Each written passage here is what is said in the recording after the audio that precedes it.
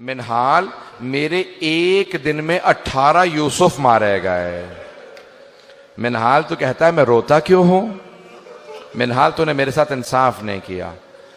तो मिनहाल भी रोने लगे, इमाम के शागिर्द थे। फिर एक मर्तबा मिनहाल ने कहा मौला लेकिन शहादत तो आपकी मीरास है। कहा मिनहाल तूने सही कहा, शहादत हमारी मीरास है, लेकिन मिनहाल माओ बहनों के साथ, फुफ्फियों के साथ कूफा और शाम के बाजारों में जाना, क्या ये भी हमारी मीरास है? मिनहाल, बहनों के साथ बाजारों में जाना ये हमारी मीरास नहीं है। अजरुकुम अल्लाह, अजरुकुम अल्लाह। कोई बुखल ना करे। आज ताबूत बरामद होगा, लेकिन जब आप ताबूत की जियारत करेंगे तो कोई आपको ताजियाने नहीं मारेगा। एक ऐसे इमाम हैं जब भी वो रोते थे उनके पुष्प पे दुर्रे मारे जाते थे। आज जब रोएंगे ना तो 3 बीबियों को पुरसा जरूर दीजिएगा। मेरा दिल कहता है आज जब मदीने में इमाम सज्जाद को जहर दिया गया होगा तो सबसे पहले जनाब ज़ैनब आई होंगी। और सैयद सज्जाद, आपने शाम की कैद में मेरा बहुत साथ दिया।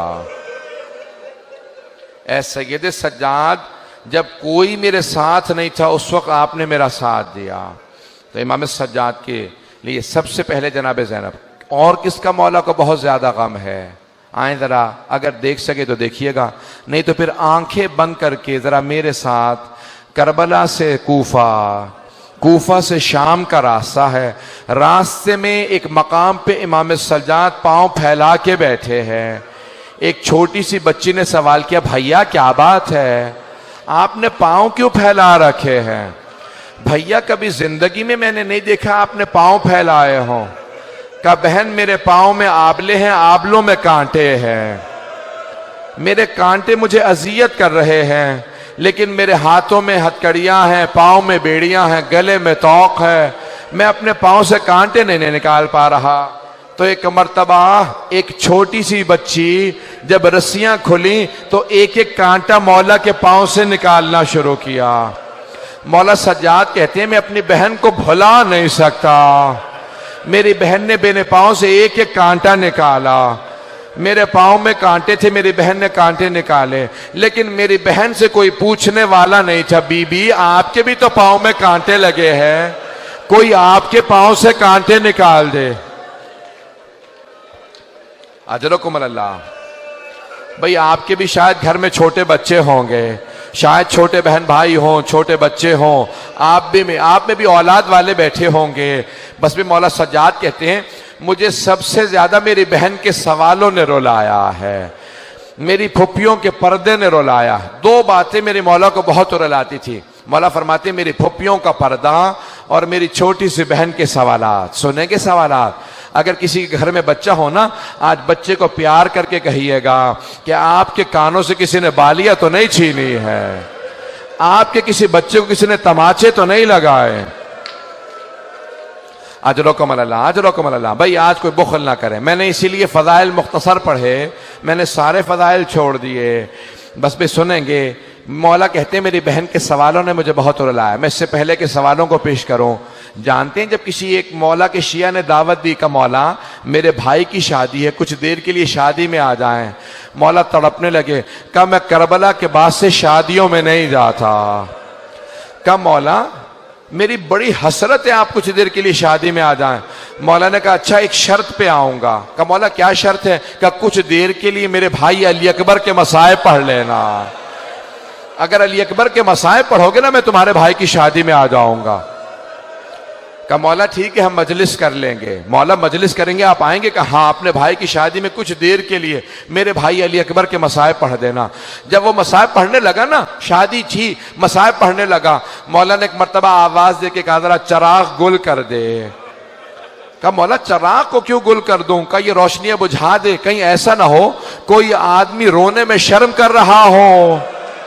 क्या कोई रोने में शर्म ना करे, चराग बुझा दे ताकि लोग खुल के रोए। ये जो धीमी आवाज से रो रहे हैं ये बुलंद आवाज से रोए। रात का वक्त था, जब दोबारा चराग जलाया ना तो देखा इमाम सज्जाद मौजूद नहीं है। वो सब उठे, कहां गए मौला? देखा दरवाजे पे खड़े हैं। कहा मौला दरवाजे पे क्यों खड़े हैं? कहा अब तक ये तेरे मेहमान थे, अब ये मेरे मेहमान हैं। कहा ये मेरे भाई की अज़ादारी में आए हैं, इन सबको मैं खुद विदा करूंगा, अब ये मेरे मेहमान हैं। भाई आज इमाम सज्जाद का पुरसा दे रहे हैं, मैं अपनी बहनों से कहूंगा तलाश कीजिएगा कोई जनाब सकीना ना आई हो, शायद किसी बीबी के पहलू में कोई बच्ची बैठी हो जो भाई का पुरसा लेने आई हो।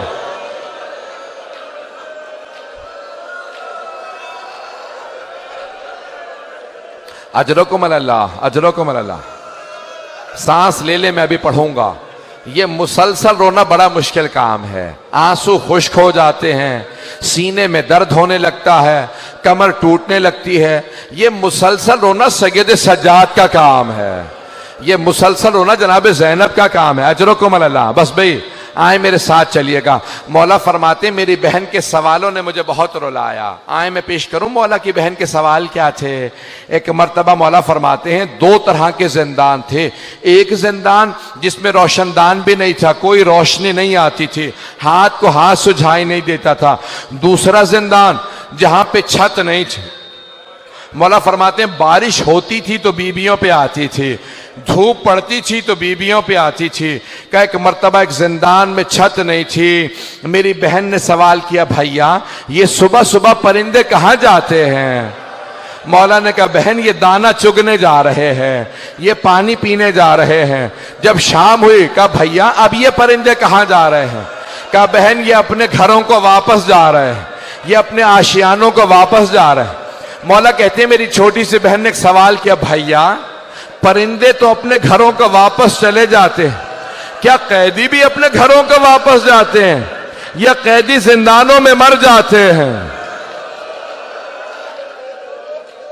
अजरकुम अल्लाह। बस भाई आप पे कोई पाबंदी तो नहीं है रोने की। अजरकुम अल्लाह। आज इमाम सज्जाद का पुरसा दीजिएगा तीन बीबियों को। पहली जनाब ज़ैनब कुबरा बीबी आपको आपके भतीजे का पुरसा देने आए, दूसरी जनाब सकीना, तीसरी जनाब सैयदा। मैं आज कह रहा था चार ताबूत ऐसे हैं जो बड़े ही मजलूम ताबूत हैं। पहला जनाब फातिमा तो ज़हरा का ताबूत है, सिर्फ 14 अफराद थे ताबूत में, सिर्फ 14 अफराद थे।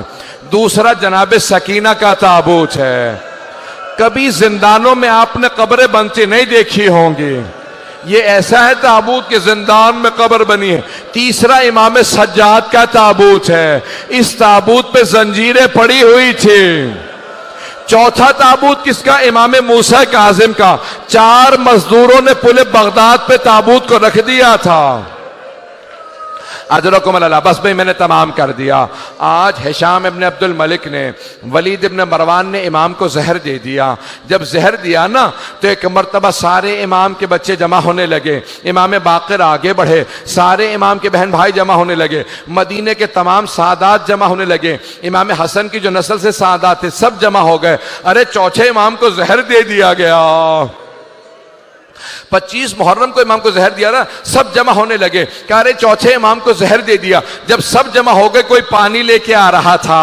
कोई मौला आपको अगर प्यास लगी है, कहा नहीं पानी मत लाओ मेरा बाबा प्यासा मारा गया।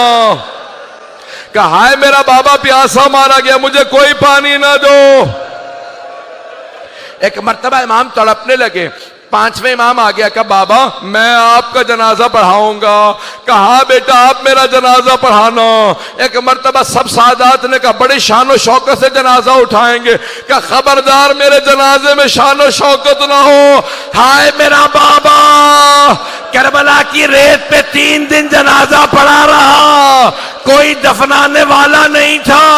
मेरे बाबा के लाशे पे घोड़े दौड़ा दिए।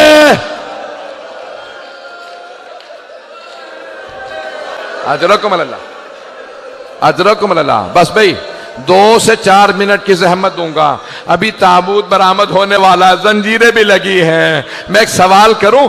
12वें इमाम कहते हैं मेरा सलाम हो मेरे उस जद पे जिसके गोश्त को जंजीरें खा गई।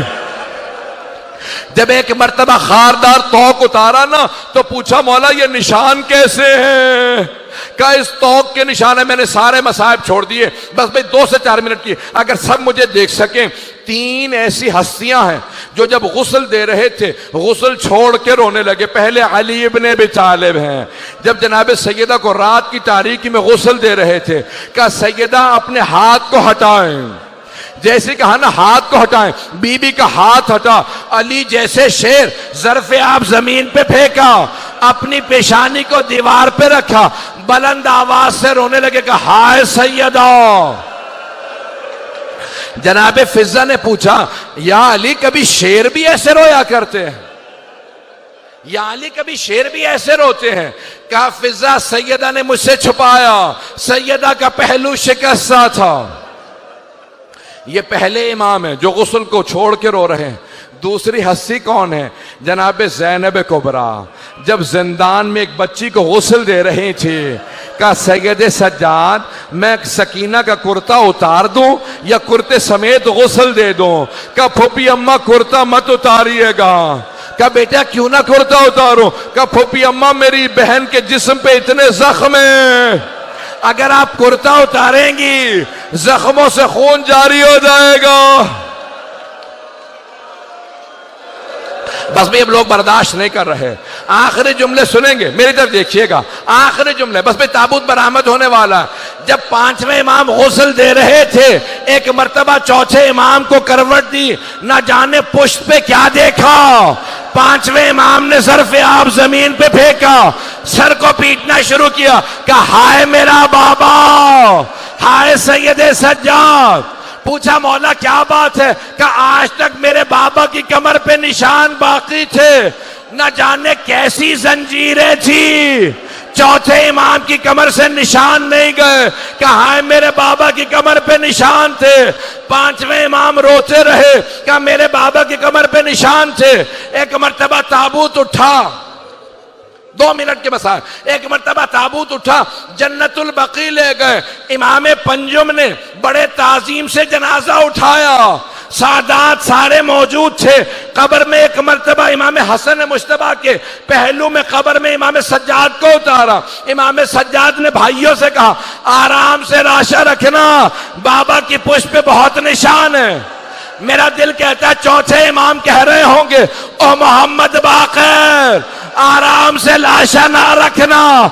जब मैंने अपने बाबा को कब्र में उतारा, मेरी दादी जहरा खड़ी थी, कहती थी सज्जाद आराम से लाशा लो, मेरा हुसैन जख्मों से चूर चूर है।